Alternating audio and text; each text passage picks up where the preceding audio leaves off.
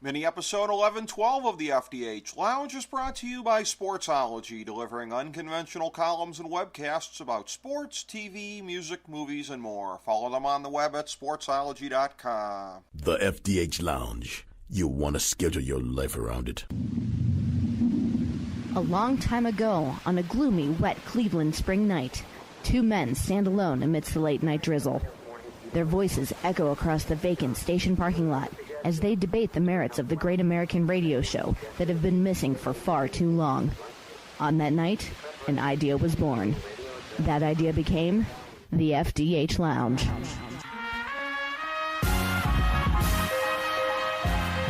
Welcome to the FDH Lounge. Hello, everyone. Welcome to FDH Lounge mini episode number 1112. We are convening again today for the NFL Draft recap for 2019 with three FDH Lounge original dignitaries, myself, Rick Morris, our senior editor, Jason Jones, and also Chris Galloway.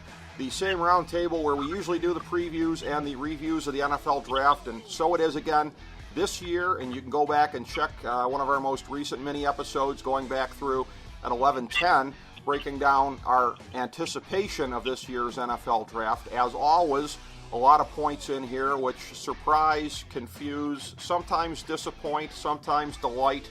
There was all of that and much, much more in this. A man who is known to feel all of those occasions on a regular basis is our own Chris Galloway. So, Chris, how are you today? I'm doing well.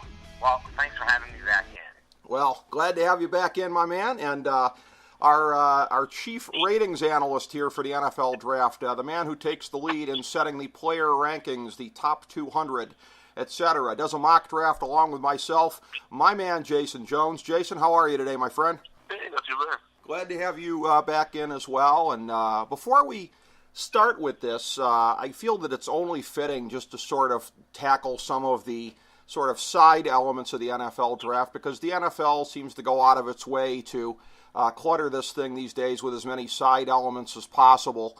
Chris and I had talked about this off air, Jason. I don't know to what degree you agree with me or not. I freely admit there's a lot of get off my lawn about this, but whether it be the whole thing of going to prime time 2 nights there, the ABC coverage this year that was targeted at housewives, let's have special interest features on the players instead of film and technical stuff, and all of that kind of stuff, all the fake charitable stuff along the way, as though the NFL gives two craps about sick kids instead of just exploiting them for their own purposes, on and on and on. I mean, I know Chris thinks that I'm, old man yelling at a cloud, and I freely cop to that. But, Jason, you're a purist along like myself. The whole mainstreaming of this event to try to pull in casuals, I don't know. Are you as bothered by it as I am, or are you just a little more easy come, easy go about the whole thing? I may not be as vocally opposing to it, but it is something that at least mildly rubs me the wrong way. But bear in mind, I'm also the guy that rails against the Super Bowl halftime show. Sure, me too. Because I would much rather than just throw it to the studio, give us a normal 10 to 15 minute halftime show with highlights, and go back to the game. So, maybe I'm not who they are targeting, but when at least NFL Network, they did like a 2-day run-up on Dalton Reisner's charitable whatever. And yeah, that's great. I'm glad that he's helping out kids and all. How that affects draft stock, I don't know. I don't know either. And again, for equal time here, I'm going to pitch it to Chris. And Chris, this is better than setting the golf ball on the tee for you. This is setting my head on the tee for you as you rear back with a big Bertha driver. So let it fly. Well, you just sound like a dinosaur. You sound like a cranky old man screaming at clouds to me. Look, the NFL is a business. These are billionaires trying to make money, and you make money by adding eyeballs to televisions to consume that product. And although, the ABC coverage and the angles and the way in which they sort of made it more popcorny, soap opera-ish, does not appeal to me. I understand why they did it. I know a couple of women in my office mentioned to me that they had never watched the draft, didn't know any of the players, but that they watched for an hour or two and actually enjoyed it, thought it was pretty neat to watch, quote unquote. So from that standpoint, mission accomplished for the NFL. Now, I would probably take your level of curmudgeonly if, in fact, that was now the only product available to me. But being that the NFL Network coverage is still there, the ESPN Network coverage is still there, and it still tends to cater to brathniks like us. There's even some pretty good online, live broadcast, type programs that people are doing on the draft. Some Vegas guys are doing some different things. So there's lots of content out there for those of us that I would describe as draft nerds. And it doesn't offend me at all that a multi-billion-dollar business wants to make more money. And I don't think any of us should be shocked by that. I'm not shocked by that necessarily, but I'm just going to follow up briefly. As you and I discussed off air, Roger Goodell's promise to the owners that this would become a $25 billion enterprise by the time he's done as commissioner. I believe it was about $9 billion when he took over, somewhere in that ballpark. And my argument is that that kind of money is directly inverse to the proportionate quality of the product. It just leads to more heinous commercial interruptions. Again, these are not things I think should be illegal or anything like that, that folks who have different politics than you and I might perhaps think, Chris, but just as far as, I'll own my curmudgeonliness on this whole kind of a thing, and I just wonder, again, like, in this whole thing of like, well, they're just trying to make money, it's just capitalism, I would call it the excesses of casino capitalism, and I would say, basically, is nothing sacred. Are we at the point where, hey, $10,000 auction to go take a waz on Vince Lombardi's grave? Like, where does it all stop, basically, as far as chasing the last dollar, Well, I would say to you exactly what I said to you the other day. You should protest immediately by deleting everything about the NFL off of FantasyDraftHelp.com. Well, that's not happening. You would never want to promote that product that is just apparently in your populist bent is some sort of level of evil capitalism. And then beyond that, I expect you to fire off a very stern missive to the WWE and Mr. Vince McMahon, requesting him to pull the plug on his online activities, extra programming, and go back to the good old days like it was in the 1980s. Well, neither of those will be happening anytime soon, but I will tell you this. It's so funny you mentioned WWE. And thus my point, thank you. I'll take a bow now, and we can move on to the draft. Well, last thing to tell you, though, and here's the funny thing. You don't realize that you made my point for me by bringing up WWE. Stephanie McMahon took a lot of heat for saying this, and I think it was a gaffe in the sense that Michael Kinsley once described it as when you accidentally tell the truth. Stephanie McMahon described some of their charitable outreaches, and she was talking about this. I'm paraphrasing here. She said, philanthropy is the future of marketing. And to me, that's the NFL in a nutshell. Let's trot out a sick kid on stage here and pretend we give two craps about the rest of society. Like, that's my whole kind of a thing here. That's just, and listen, we can all have that. We could have that attitude about every single industry. Name me an industry that doesn't do that, where it's, they trot out some cause or some spokesperson or whatnot. I mean, I don't care if it's cars or computers. They all use philanthropy as a tool for picking up consumers and by then therefore improving their bottom line. Anyway, I and Jason would rather draft. Absolutely. We're going to turn it to that. That was always the intention here, but I'm going to start here.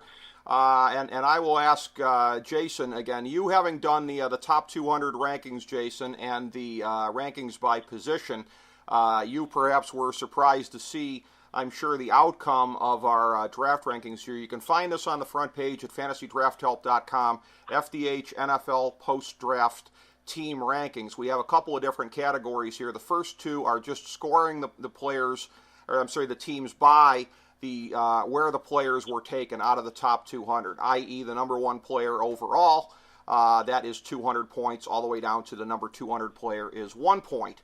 And so Arizona did the highest in the raw score of the draft picks, but Oakland was 2, the Giants were 3, and I think the three of us agree that there were some heinous reaches in the first round by both teams. and you go to addressing team need as well, a metric where it's half team need, half scores in the top 200. Oakland, again, finishing first by a wide margin, the Giants finishing third, because, again, they are not penalized for the reaches at the positions. So take that into account, take that with a grain of salt when you look at these things. And also consider that in past years, I went back and looked, the Browns scored surprisingly well the years that they had bad drafts off of the top 200, which I think tells us an awful lot about. We've cracked on the Browns drafting being bad over the years. I think we probably haven't talked nearly enough about how bad the Browns player development was over the years as well, and how much they might have ruined actually legitimate players. So there are some surprising results as you look at the top of the draft rankings here, but then you see some teams in there that we would commonly recognize did well. Washington, they did well in both drafting for need and also in drafting quality players here. Shocking to me, and I saw you commenting on this on Facebook, Jason, as far as that we are not used to seeing this out of the Redskins. They don't have Scott McCloughan there making the picks. So I'm not exactly sure who that got outsourced to over the weekend, just that it was unlikely Dan Snyder had the last word. So these raw rankings will sort of give you some raw sense of the winners and losers of this, but again, you sort of have to apply your own criteria. You can't just take these numbers for granted. So I'll start with you, Jason, as far as your thoughts on big winners and big losers for the draft. Well, yeah, the Oakland and New York Giants thing, that just off of recollection, is going to seem odd because while they both took horrible reaches at 4 and 6 respectively, they also seem to sort of pad the stats by having 3 picks in the first round. So, as long as they didn't wet the bed, they were at least going to score that way. But yeah, I think once you get Arizona, that was one of those that, depending on where you sit on Kyler Murray, they seem to get some really nice pieces. So there's that. Then if we skip over Oakland and the Giants, and Cincinnati blows my mind, speaking of people that wet the bed. Mm-hmm. But yeah, I mean, once you get into New England, Baltimore, Washington, Philly, and so on, Buffalo, there were some teams in there that came away with about, 4 to 6 really nice, potentially starting cornerstone type pieces. So that first, just raw score, if you almost throw out Oakland and New York for having 3 picks, it starts to settle into making a little bit more sense. And then as you sort of go along the list and see how different criteria are added to additional lists, it starts to make a clearer picture. But yeah, I would say right now, not being selfish, Arizona, Baltimore, Washington, Philly, Buffalo, probably the big winners as far as I can see. And then after that, you've got teams that, got some nice players, but also had some head scratches. Yeah, I would agree with that as well. By the way, quick follow-up before I go to Chris, as far as talking about a loser of the draft. Jason, I know you are not shocked at all to see the low score in terms of player rankings, 285 for Seattle on here. I realize that I'm the outlier. I'm the outlier among the three of us in liking DK Metcalf. I don't stay awake at night worrying about the guy's hips. But I realize that I'm the outlier there. But between that pick and some of the other ones that they made, I know you thought that John Schneider might have been off on an acid trip or something this weekend. Yeah, they can say whatever they want about L.J. Collier, but unless he becomes all-world, I'm not buying that yet. Blair's okay, but there are about 5 other safeties that I like better.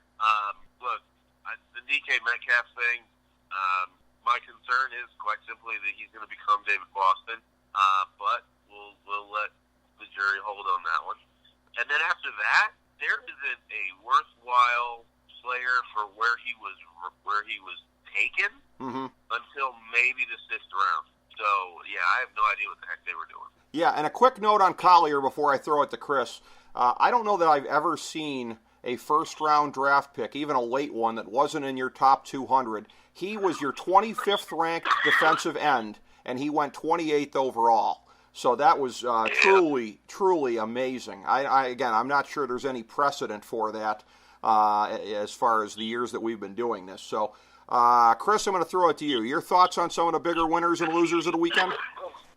Well, my thinking on the draft overall, when I was looking back through all the different players the teams took, is that there really wasn't a lot of teams that I felt, crushed it this year. I think, by and large, most of these teams were I think we're going to look back and we're going to say it's a mixed bag for just about everybody. Now, there are some ones that I like more than others. There's some I hate, i.e. Seattle. I mean, I didn't understand what they were doing. But even them, there's a player or two in there that I liked, getting Denver Curvin out of Washington in the 5th round. I thought was a really good spot and probably a steal. But in terms of teams that I liked, I mean, look, it's going to pain me to say this, but I liked what the Steelers did. I thought moving up for Devin Bush fills a desperate need that they've had since Shazier went down. They took a potentially explosive wide receiver out of Toledo, Justin Lane. I was a huge fan of out of Michigan, and I was bummed when the Browns passed on him in the 3rd round when he was still there on the board. I mean, what an opportunity to create probably the deepest backfield in the entire the NFL. Benny Snell, great running back. Big fan of Sutton Smith out of Northern Illinois. So I like what the Steelers did. And then, you get into some of the other ones. The ones that I really liked, at least the one that I really kept coming back to throughout the day was I really liked what the Cardinals were doing all day long. Now, I will say, obviously, how this thing works out for them as it relates to the Kyler Murray pick is how people are really going to grade that draft for them. But putting the Kyler Murray pick aside, I thought they did a really, really great job. And they picked up a bunch of players that I really coveted. And so you can't grade this draft on the whole Rosen trade value thing. Byron Murphy in the 2nd round, Andy Isabella in the 2nd round, Zach Allen out of Boston College, defensive end in the 3rd round. Hakeem Butler, he's still on route running, but he has all the physical tools. He's a lot like Metcalf in that regard. This sort of raw guy that could be great or he could be a bust. Thompson out of Alabama, the safety. Keyshawn Johnson, great start at Fresno. The center out of Georgia, which, again, fixing the line. That was the one surprise was I didn't think they did enough on the line, but other than that, they had a lot of talent to that team. And of course, one of the guys that I was big on going into this, Michael Dogby, defensive end out of Temple, picking up late in the 7th round. I was shocked by that. I thought Dogby was going to be probably a 5th rounder. So I thought the Cardinals did great. Another team I thought did great was Buffalo. I really liked their draft. I was a little surprised that they didn't go for more, wide receiver help, but they did pick up Sills out of West Virginia as an undrafted free agent. Ed Oliver, Cody Ford, Dawson Knox, the tight end out of Mississippi. The linebacker there out of Florida that Jason, I think, was high on, Joseph. And so I really, and Tommy Sweeney, tight end out of Boston College in the 7th round, there was a guy I was like, come on, Browns, find a way for this guy. I couldn't believe he was still out there. So I really like what the Bills did. And then, a couple other teams that I thought really helped themselves. I thought the Chargers really helped themselves as it relates to depth and team needs. And I thought that the Patriots had a good draft as well. And I thought picking up the kid out of Arizona State, Harry, there in the 1st round, they didn't go tight end, but he's a big throw the ball up and let him get it guy in the end zone. And in that regard, different position, but I think that's what they're going to use to replace a guy like Gronkowski. So that's, I think, and the Patriots don't pick receivers in the 1st round. What was the last one? Terry Glenn, maybe? Yeah. Back in like 96. I mean, so that, I think that speaks volumes. I thought the Patriots did a nice job. And then, just to touch on our beloved Browns, I gave them a C. I'm not sure what we're going to get out of that, out of that 2nd and 3rd round picks. I wasn't a fan of the red line choice. We'll see about Tacky. He's one of those guys I think that could be, the diamond in the rough and could be great, or it could just be a total, like, what are you doing? A lot like Chad Thomas makes me shake my head in the 3rd round last year. So, I thought the Browns tried to address points of depth in terms of their needs. And, so from that standpoint, I would rate them out as sort of a C minus kind of territory. Nothing there that made me stand up and really scream. Grady Williams was kind of great in the second round, but, again, got to learn how to tackle, and before that's going to be really considered a great, potentially a great pick. Yeah, but I'm not really as worried about that. I think he's arguably the best athlete out of the cornerbacks this year, and that's what excites me. One of the things here, too, and you mentioned it before, Jason, as far as teams with multiple picks in the first round, that, of course, does not completely dictate destiny as far as the high scores in the draft, and I'll mention here specifically Kyler Murray, 10th overall on the Jason Jones Top 200, Byron Murphy, 11th overall on there. Arizona nabs both of them, so they get on the scoring system 191 and 190 points respectively. Yep. And then you look at a team like Seattle, it gets 0 points in the first round for their guy. So it's half where you got your picks and half what, maybe not exactly half and half, but part where you are and part what you're doing with it. And, I look at these here, and, again, I agree with a lot of what you guys said as far as how a lot of these teams came out of it. The one thing that I'd like to follow up with, I will start with you, Chris. We had discussed this off air briefly. As has been said and known for many years on this show, the Dolphins are my 1A team historically, going back to the days of Bob Greasy when I was a small child. I'm a little disappointed. I feel like the Dolphins were negotiating. Well, they were negotiating against themselves, I feel like, in the whole thing here. And for anybody that thought that Arizona was going to get a 1, I thought it was more close to the notion that they might get a 3. And I wonder just how much negotiating went down. I'm a big believer in the Dolphins' new GM. I think that things are moving in the right direction there. And you pointed out, Chris, to me off air, and you're rightfully so, the Dolphins don't bear a big cost in terms of the salary cap the next couple of years for him. But you've got the chance to either tank for Tua or Trevor Lawrence in either of the next 2 years here potentially. So I sort of feel like giving up a 2, it's going to make it a little bit harder for them to cut bait unless the kid is absolute dog crap. My fear is it's going to be a muddled kind of middle where in a year, you've got a high bar, I think, to move on from a second-round pick. And I'm not sure that the kid's going to play poorly enough to justify cutting him or well enough to justify passing on Tua. I fear that they could be caught in the middle by paying that too, Chris. Well, let me step back. The Dolphins draft, really the only thing I liked in the draft itself was Christian Wilkins in the first round. I was obviously a big fan of. He was the only Clemson player I would have touched in this draft. And I'm also a big fan of him as a person. And I think he can fit in Flores' system because he can align in multiple spots, which is important for what they're going to try to do. Right. Getting back to the Rosen, listen, he gave up the 62nd pick. It's not breaking the bank on their future in terms of the rebuild of the Miami Dolphins to lose out on the 62nd pick. And I think it's a very minimal cost in terms of that, in being able to get a guy that many people thought was, obviously one of the top quarterbacks last year.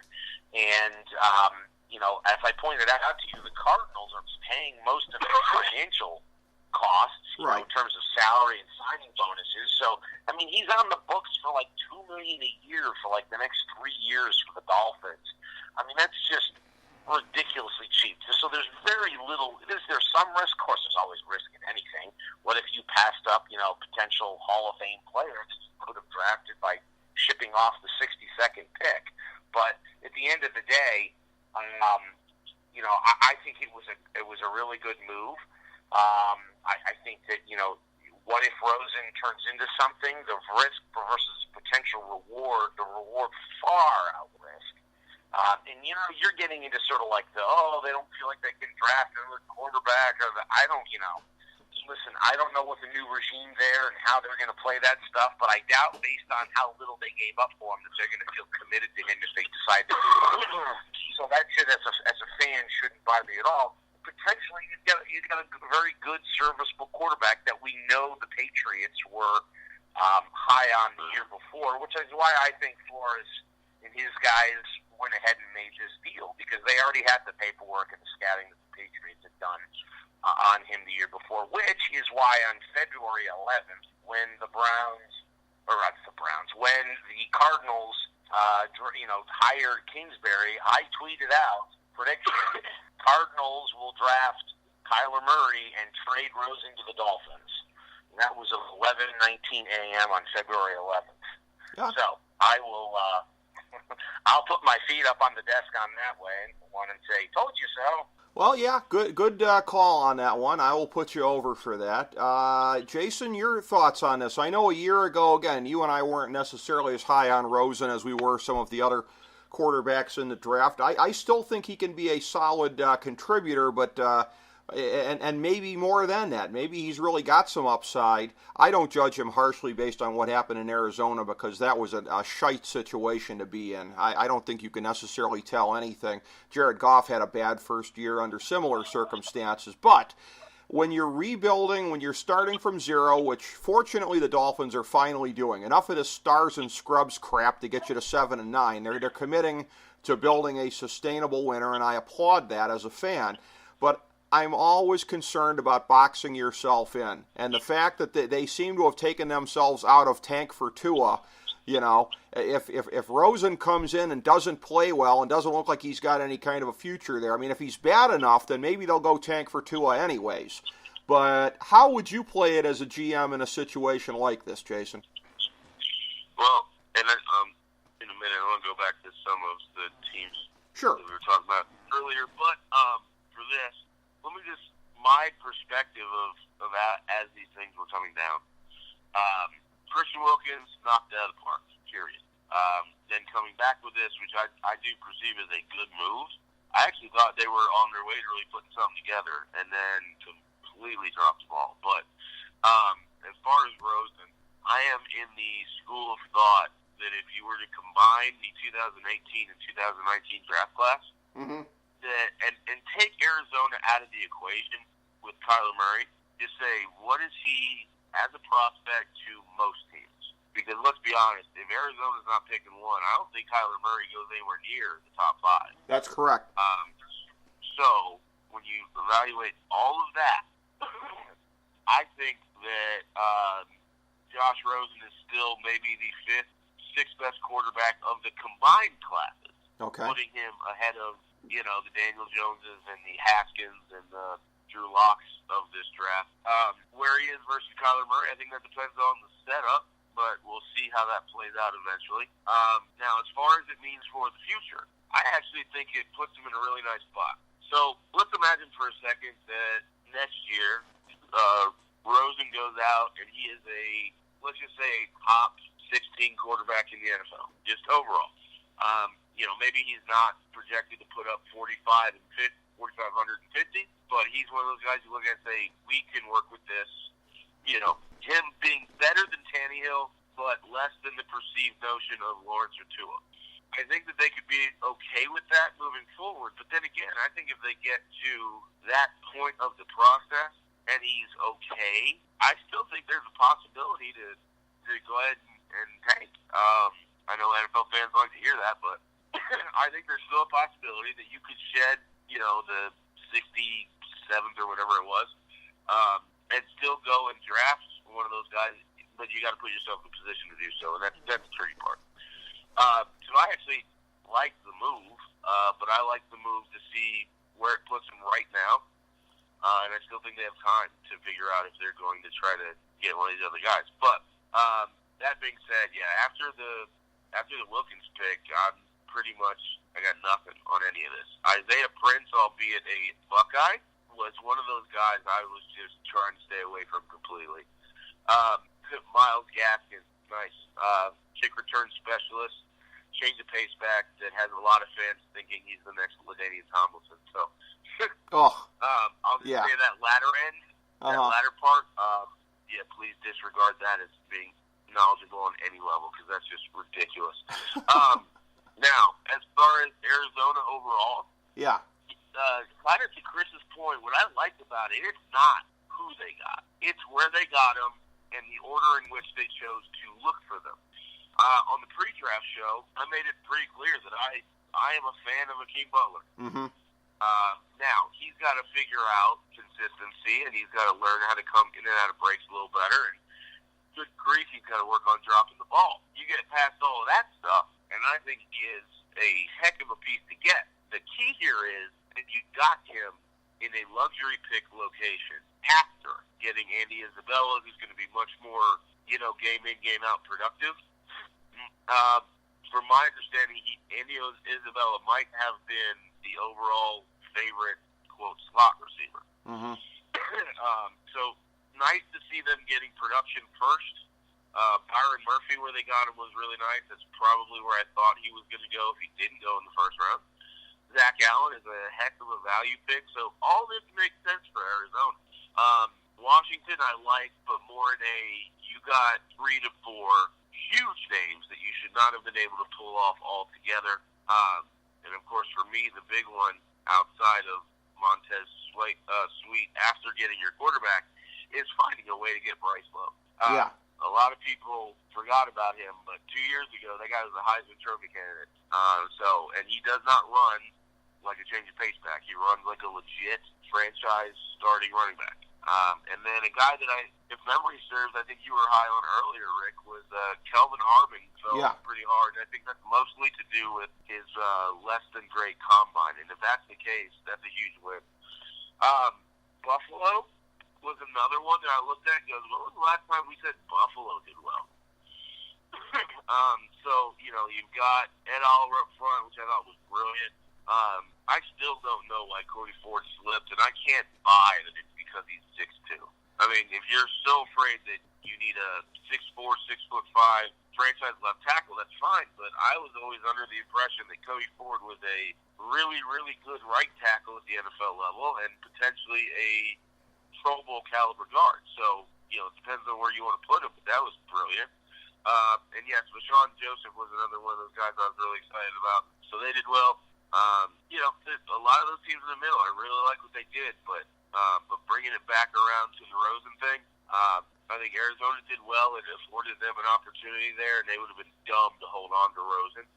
I think Miami's a good spot for him to go. We'll see what happens this year and then build from there, but I don't necessarily think that Rosen precludes going after Lawrence or Tua. I just think that if they do that, it's going to be set that they are so great. And this is where the quarterback hype machine for that draft is going to be off the rails.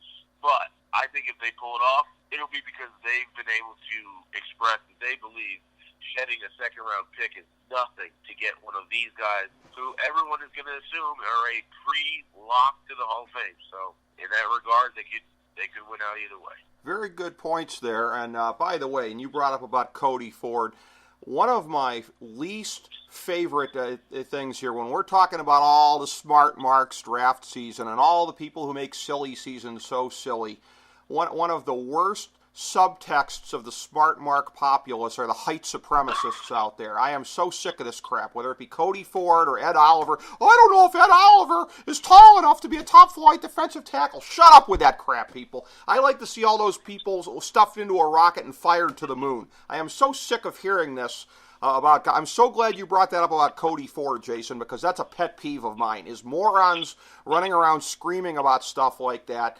Again, we've seen these guys on the field. We've gone through, there's tape on them, there's whatever. But then you get to the off season, and it's time to artificially tear some guys down and build some guys up. It's asinine. To that, just to follow, the Ed Oliver one specifically drives me insane because if you're saying that he's too short to be an effective defensive tackle, I want you to look around the league, and it shouldn't take very long. How many defensive tackles are 6'3"? Like, not a lot of them. And the ones that are truly great genuinely tend to be 6'1", 6'2". And let's not forget the elephant in the room. The best all-world defensive tackle in the NFL. I don't even know if he's 6 foot. So that stuff's ridiculous. And then to further the point, and I'm going to go back a little way, and I don't have it in front of me, so I could be wrong, but just going off memory here, there was a left tackle for the Washington Redskins whose last name was Samuels, who I'm pretty sure was only about 6'2". And he was a solid fringe Pro Bowl left tackle for almost 10 years. So the height thing is ridiculous. You want to talk about wide maybe.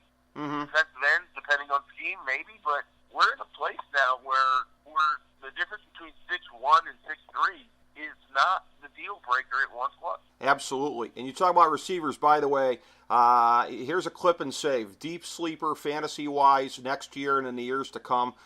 Philly is very good at getting the most out of different types of wide receivers. J.J. Arcega-Whiteside is going to be a guy who can go up and get the ball, and I think Carson Wentz is going to find ways to get it to him. Clip and save on that one, kids. Chris, I'm going to turn to you on this. Pet peeves are sort of a recurring theme here today. Do you have any as far as draft coverage, analysis, types of criticisms that are made about players? Anything getting your goat in particular right now? No, nothing in particular. It's the same stuff every year where we sort of slice and dice, and, Jason talked about, he's a half inch shorter than, and that doesn't matter. Where are the feet? How fast is the burst? How violent are the hands? I mean, these are the things we should look at, not whether someone is 6'2" or 6'3". Right. And I think we're getting to that point in terms of there was a great line by Freddie Kitchens in the Building the Browns episode where he was being introduced as head coach, and he's on the way to the stadium, and he's razzing the press guy who's escorting him, and the guy says, "Hey, I like you wearing the hat." And he's wearing his brownie hat he's wearing a coat and a tie with a baseball cap. And Freddie says to him, "See, I told you it would work." And he says, "The problem with you," he says, "you're like most of the coaches in this league, not willing to innovate. You think you got it all figured out. You can't evolve." And I thought that was such a telling comment. And we still seem to be stuck in that, I think, in terms of analysis, where, you get this, well, my quarterback can only be X, or my defensive tackle can only be Y. All the talk about, Jonah Williams in Alabama and how long his arms are. Meanwhile, everything we've ever heard about the guy is he's an absolute beast and a total student of the game. Breaks down film on every opponent before the season of everyone he's going to play against. Keeps folders organized. Looks at his technique. He starts studying what he has to do in each game and on what these guys are vulnerable on. But yet we're worried that his arms aren't an extra 1 inch longer. Right. Really? So I think at some point, this stuff will, with the success of a Baker Mayfield or, maybe some ways, maybe a future success of a Tyree Jackson from Buffalo who just signed with Buffalo as an undrafted free agent. At 6'7", maybe if he was successful someday, we'll be able to move past the he's too tall narrative. And if Kyler Murray's successful at 5'10", then by God, wait till we have the first 5'9" quarterback come along. So yeah, I don't have any real pet peeves. I tend to mute the television when they start throwing on and on about silly things. I'm a big believer in look at somebody and how they play football. Are they a football player? Do they play the position well? Do they have good technique?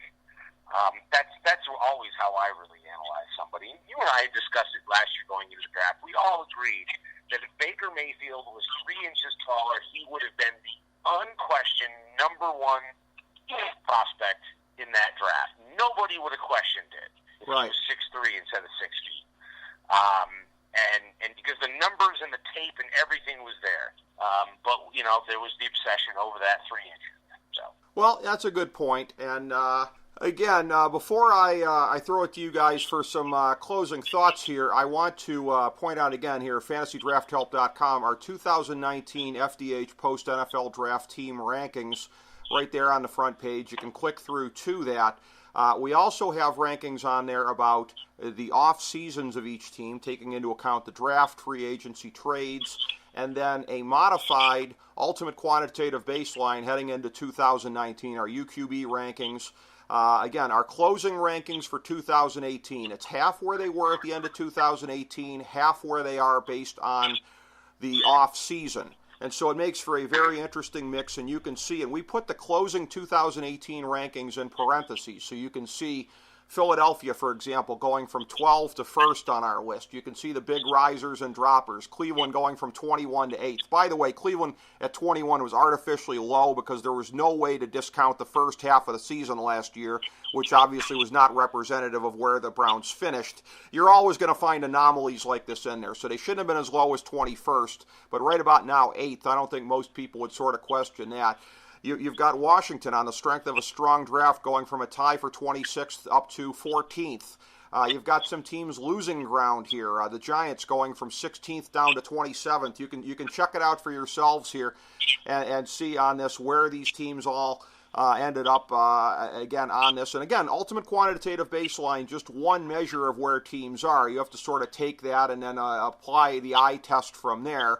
The UQB does not apply, for example, the full weight of a Tom Brady and what he brings to New England, so it's not really factored in their ratings as much. Arizona still has a low rating, even though the next bad coaching season Bruce Arians has will be his first. So you have to apply some of these things yourself as you look at this, but it's an interesting place to start with. It's an interesting tool.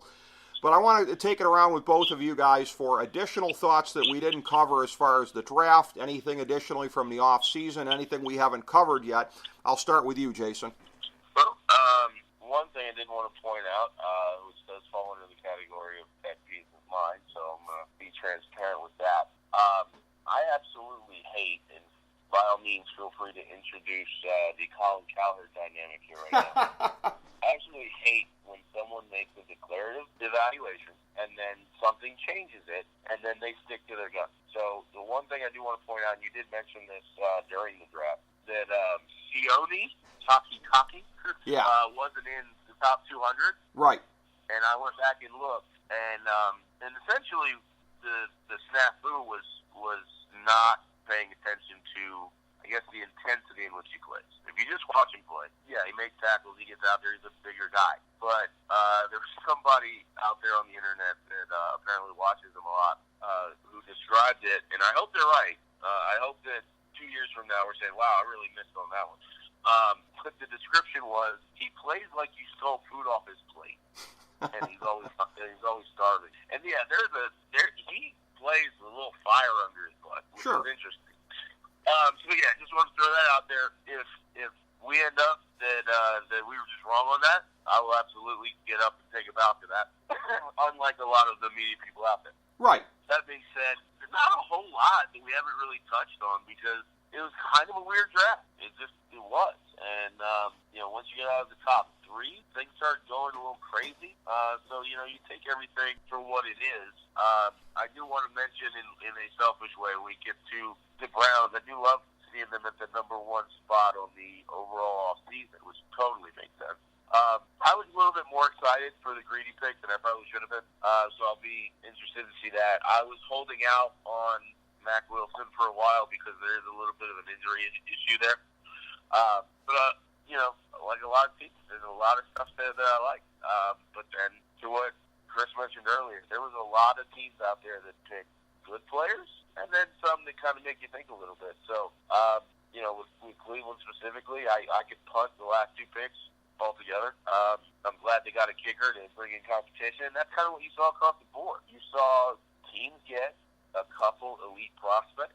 You saw them see some guys maybe you weren't quite sure about, and then you saw some flyers. So if it were only a handful of teams that did it that way, then maybe there's something to it. But it was pretty much across the board. So no team comes out of this with an A+, and short of Seattle, no one really comes out of this completely holding the bag either. Well, and something to point out as well, the pick there in the 3rd round for the Browns with Tiki Taki Torch or whatever, that is one that Elliott Wolf apparently strongly pushed for that one. And this is a guy that's got a pretty good track record on these things. So, again, hopefully he's right and we're wrong. With past Browns regimes, I would be despondent because there would be no chance that they're right and we're wrong. But with this regime, there's always at least a fighting chance that John Dorsey is as well versed on these matters as Jason Jones, and that makes me very happy as a Browns fan. So I will turn to you, Chris. Any additional thoughts on whether it be the Browns or any other 31 teams in the league on the draft or the entire offseason? Well, it was off-season wise. I do think the Browns had the best off-season. I mean, Yep. It's hard to say when you pick up the best wide receiver in the game, arguably in his prime, that you've had a bad off-season. And then adding to the pass rush was fun. And so I thought the Browns had a great off-season. I'm intrigued by a couple things they even did. Even in drafting the kicker out of Oklahoma, who had a really good career. He's got a big, strong leg. I was okay with Greg Joseph, but I also know the need for competition, and they're bringing in the guy who knows how to boot it. So that's an okay thing. And the fact that John Dorsey was willing to pull the trigger on that in the 5th round shows you how comfortable he's getting with his roster. That he was looking at this draft as one of depth needs. And I think a lot of teams out there were really doing the same, other than the Dolphins and some others that were really that are rebuilding. The Cardinals again were really restocking on talent. There's some teams that I like what they did more than others, but by and large, it's a meat and potatoes draft. I think it's going to prove out to be a mixed bag for most of these guys. Some of the teams that I'm going to be watching here very closely, Jaguars and the Bears. And as coincidence would have it, they both signed an Ohio Bobcat to undrafted free agent contracts. So we've got Pappy White heading down to Jacksonville, and our good friend Joe Lowry heading to Chicago to compete for a tackle position. And then, of course, the Jags also bringing down linebacker Evan Crouch and a minicamp tryout from the Bobcats, and Kylan Nelson heading to the Cardinals. So another reason to root for the Cardinals as they bring safety Kylan Nelson for a minicamp tryout. So, I just wanted to put my Bobcat plug in, Rick. That's what was important to me at the end. Yeah, those are always important to get in there in our own. In our own unbiased opinion, of course, these teams made great moves picking up the Bobcats, and I'm sure we'll find immense value as they unjustifiably fell to the undrafted free agent portion of the draft. But as always, a fascinating couple of days in the NFL. We now get to see the fallout. We now get to see, starting with the mini camps coming up here, and then the only real lull in the NFL season, 12-month season here. You get into June and the early part of July, and hey, that's where the police blotter kind of takes over traditionally. So we'll get to see who goes out there and gets themselves in trouble during those 6 weeks of no accountability in the NFL offseason. And before you know it, it'll be time for training camp, and we'll be back talking football on a regular basis on the program again. But this is going to be probably the last one for a while that we do. As I say, we may do something between now and the real start of the season, but this sort of marks the end of this part of the calendar, and this has always been a tradition in the lounge to do this, and specifically with you two guys, two of the originals. So thank you both for being a part of this here today, and thank you everybody for tuning in to FDH Lounge mini episode number 1112. As we bring the show to a close, we would like to extend our deepest gratitude to NBC, CBS, ABC, Fox, all Clear Channel affiliates, TNT, TBS, USA, UPN, Deadspin.com, YouTube.com, YTMND.com, MySpace.com, various blogs, Fox News, CNN, CNBC, MSNBC, IamBoard.com, Billboard.com, Google.com, ESPN, ESPN2, ESPN News, ESPN Classic, NBA TV, NFL Network, Sports Time Ohio, Athlon Magazine, Comedy Central, Cartoon Network, The Boomerang Channel, QVC, BET, The Spice Channel, Steno Notebooks, Manwich, Papermate Office Supplies, waitresses, strippers, bartenders, garbage men, janitors, microwave popcorn, the writers of The Office, Scrubs, Entourage, My Name is Earl, Oz, Metalocalypse and the Boondocks, Aquafina, and the Periodic Table of Elements.